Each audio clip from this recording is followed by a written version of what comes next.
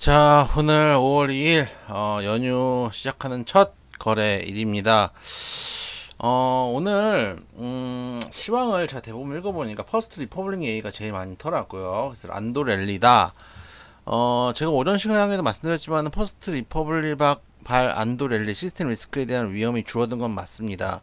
퍼스트 리퍼블릭이 올해 3월달까지만 120달러 막 이랬던 종목이 3달러 얼마까지 내려왔거든요.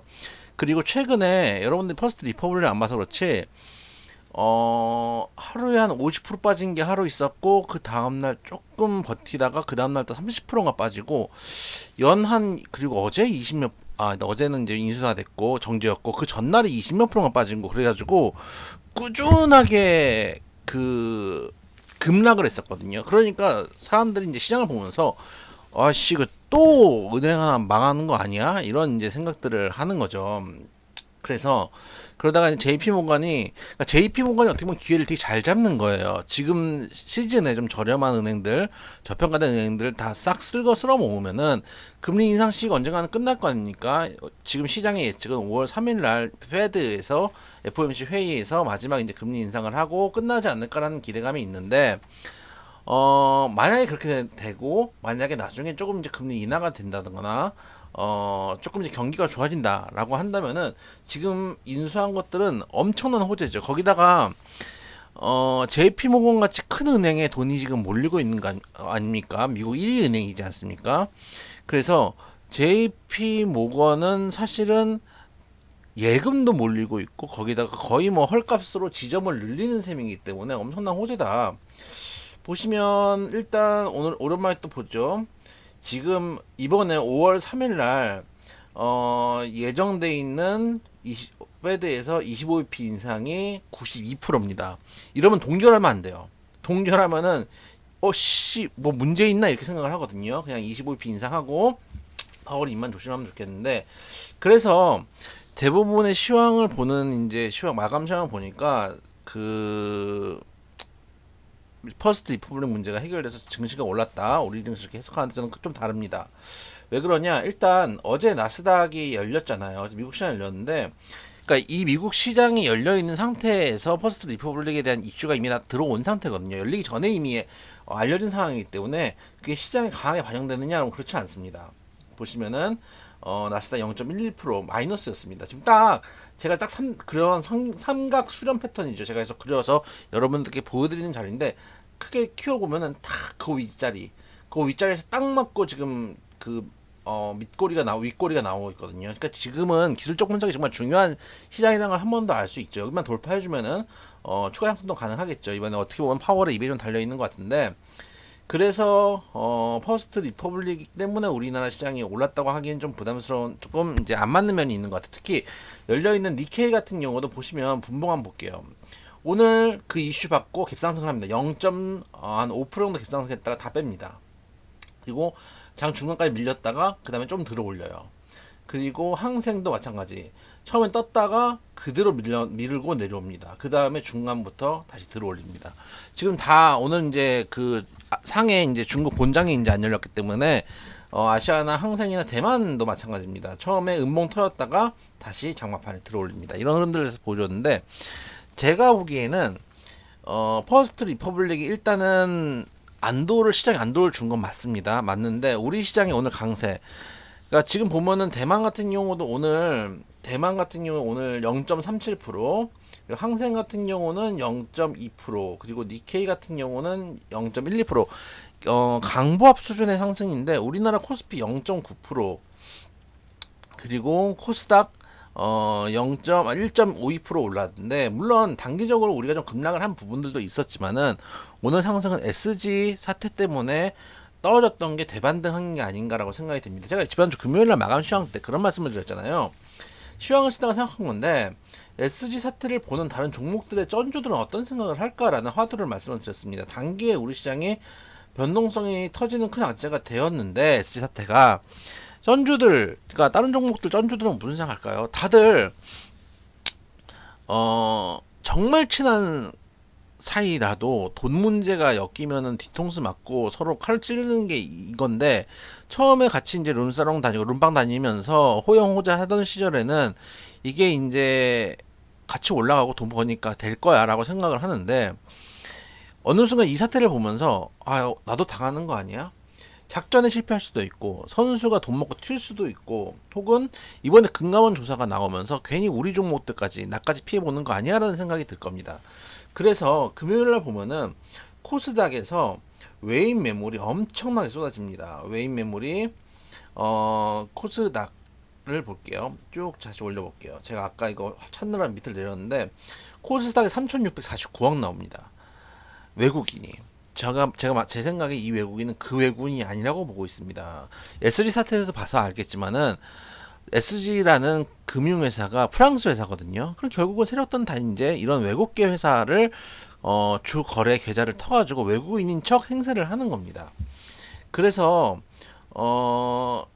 이 3,600억이 지난번 2021년 12월 이후에 최대 매물입니다. 최대 매도 대세가 나왔는데 이때 어떻게 보면은 전주들이 세력들한테 돈 빼달라고 했을 수도 있다고 생각이 돼요.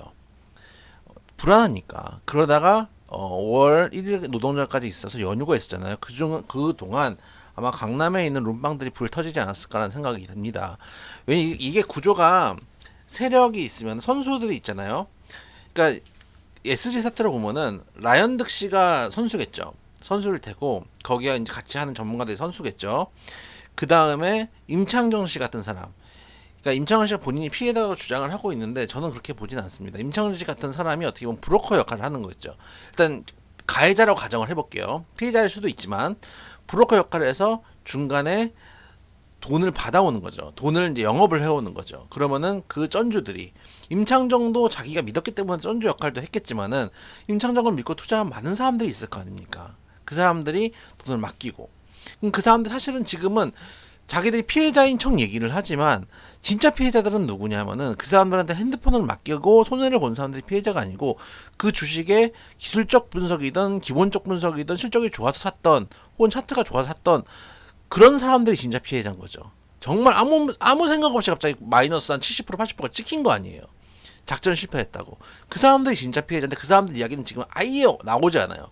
왜냐하면은 진짜 피해자가 있으면은 임창정, 박혜경 그리고 무슨 뭐 저기 어디더라 아난티 회장 또 어디더라 또 회사 몇 개 있더라고요. 우리 잘 아는 그런 회장님들이 피해자라고 얘기를 하려면은 진짜 피해자가 수면 밑에 있어야 되거든요. 그런 것들을 보면서 이번에 이제 세력들의 구조를 알 수 있죠. 첫째는 외국인 기자를 쓴다. 제가 그건 여러 번 말씀드렸던 거고요.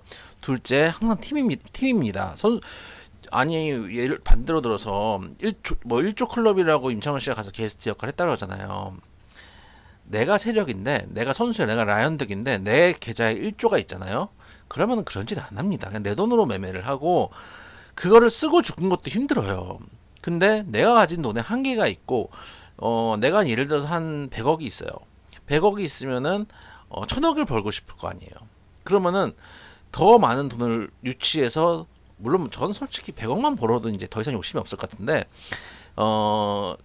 조 단위까지 생각을 하는 사람들이라면 정말 그 정도 부를 이루고 싶은 사람들이라면은 자기만의 돈으로는 힘들거든요. 그래서 새로 보도를 모집해야 되는데 결국 쩐주들이 필요하고 쩐주를 중간에 있는 브로커들이 필요하죠.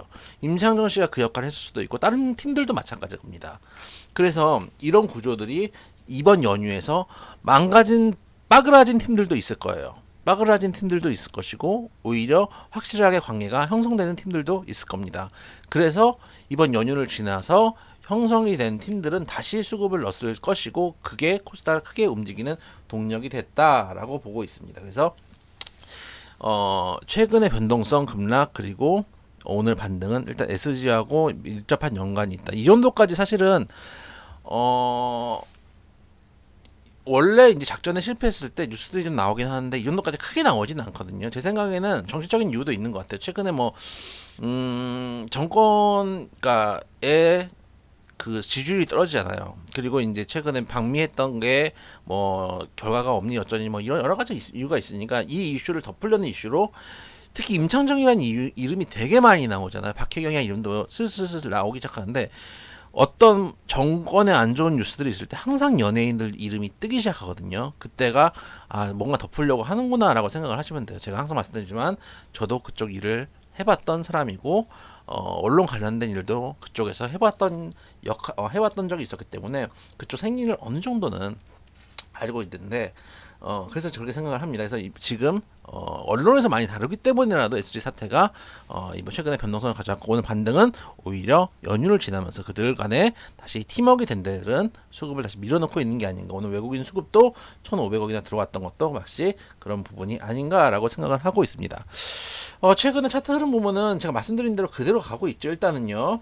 코스닥도 정확한 60일선 눌림목 준다고 말씀드렸고 60일선 찍고 다시 올라오는 모습이고 코스피도 이 자리 맞을 자리에서 맞았다고 말씀드렸습니다. 저점을 올리는 구간이라고 말씀을 드렸고요. 그리고 저점 올린 딱 60일선 찍고 지금 다시 추세를 올리고 있습니다. 물론 변동성도 있고 종목들은 내려가고 있고 올라가고 있고 이런 것들이 있지만은 추세는 살아 있다라는 것들은 보실 수 있다. 근데 물론 저도 마음의 한 공간에 계속 부담은 있습니다. 그래서 계속 회원님들께 인버스 준비는 하자라고 말씀을 드리는 게 언제든지 마음의 준비를 해야지 또 인버스로 오는 타니까요.